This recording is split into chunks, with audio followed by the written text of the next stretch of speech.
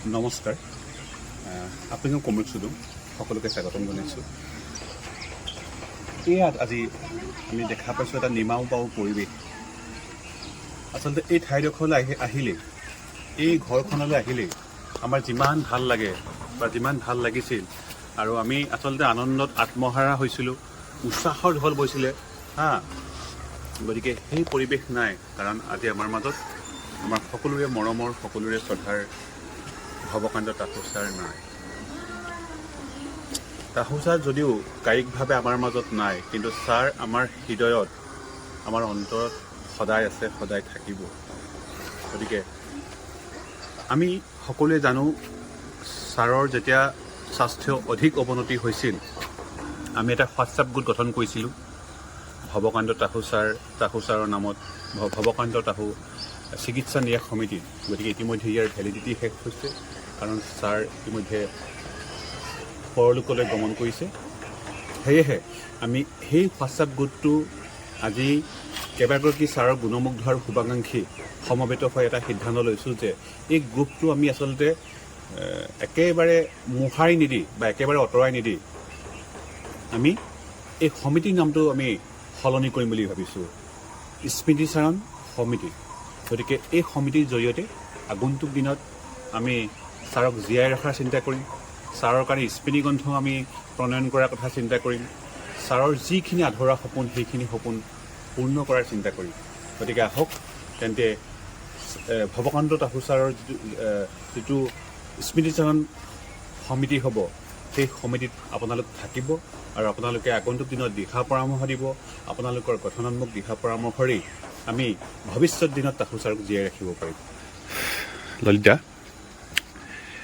আজি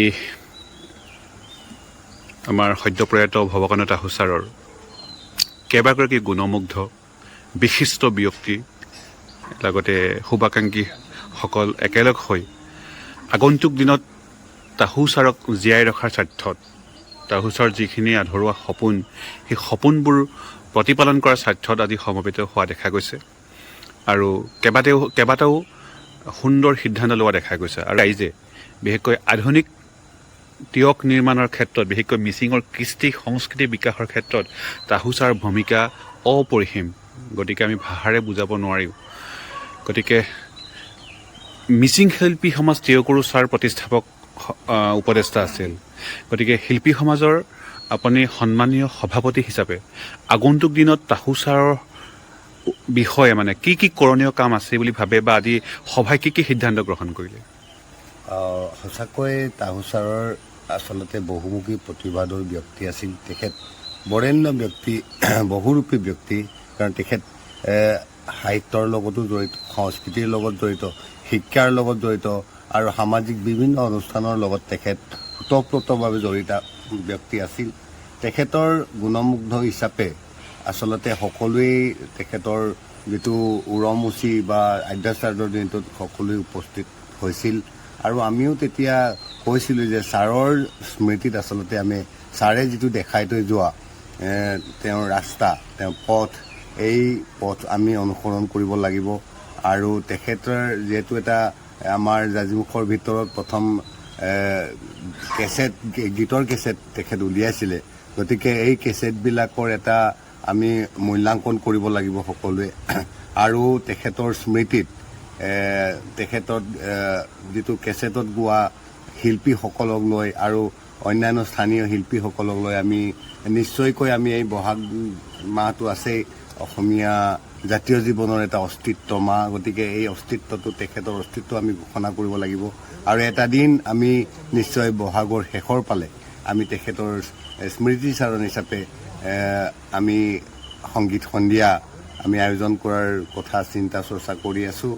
আৰু তেখেতৰ নামত আমি তেখেতে কৰি যোৱা যিখিনি কাম, এইখিনিও আমি আলোচনা বিলোচনা কৰিম এতিয়া।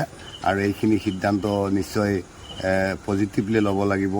আমি আশা কৰিছোঁ তিয়কবাসী ৰাইজে, আচলতে তেখেত আমাৰ যিটো মিচিং কৃষ্টি শিল্পী সমাজৰ মুখ্য উপদেষ্টাৰ দায়িত্বত আছিল। গতিকে তেখেতৰ যি অৱদান, এই অৱদানটো আমি নিশ্চয় স্বীকাৰ কৰিব লাগিব।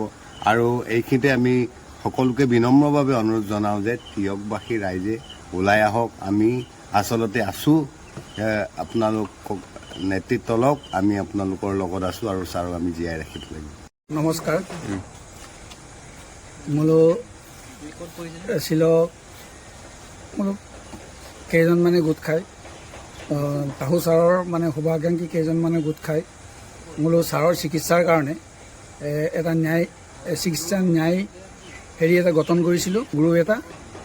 আজি ছাৰ নাই, গতিকে আমি ভাবিছোঁ এই হোৱাটছআপ গ্ৰুপটো আমি লেড কৰি আমি ছাৰৰ এটা স্মৃতিত আমি স্মৰণ সমিতি হিচাপে মোলো মপন নাম দিওঁ। আমাৰ অতি মৰমৰ আছিলে আৰু ছাৰৰ লগত মই 2007 চনৰ পৰা কিমান 25 বছৰমান হ'ব চাগে নহয়, 25 বছৰমান একেলগে আমি কালচাৰ দিশৰ কামবোৰ কৰি আছিলোঁ। বৰ্তমান ছাৰ গুচি যোৱাৰ পিছত আমি একেবাৰে মানে ঠাণ্ডা হৈ গৈছোঁ। তথাপিও আমি ভাবিছোঁ তেখেতৰ সোঁৱৰণিত অডিঅ' বা ভিডিঅ' মানে এলবাম এখন বনাব পাৰোঁ নেকি, তাকে আলোচনা কৰিম বুলি ভাবিছোঁ লগৰ কেইজনৰ লগত বা আমাৰ শিল্পী সমাজৰ হৈ পেলাই পাৰোঁ নেকি। গতিকে তাকে আশা কৰিছোঁ আৰু। হয়, আৰু ছাৰৰ নামত যিটো দিৰ্বৈ য়ুমনাং বুলি কয়, এই বহাগ মাহৰ ভিতৰতে যদি পৰা যায় সাংস্কৃতিক সন্ধিয়া মানে স্থানীয় শিল্পীক লৈ কিবা চিন্তা কৰিছে নেকি? ধৰণৰ চিন্তা কৰিছোঁ। আমি এতিয়া বৰ্তমান আজি এতিয়া বহিম বৈঠকত, আমি শিল্পী সমাজে মিচিং শিল্পী সমাজ বহি পেলাই আমি আলোচনা কৰিম কেনেকৈ কি কৰিলে কি হ'ব, কেনেকৈ আগবাঢ়িব পাৰিম বা কামটো সুচাৰুৰূপে আমি কৰিব পাৰোঁ। তাকে আলোচনাত বহিম বুলিয়ে মই আহিছোঁ, আমি চবে আৰু আহি আছে।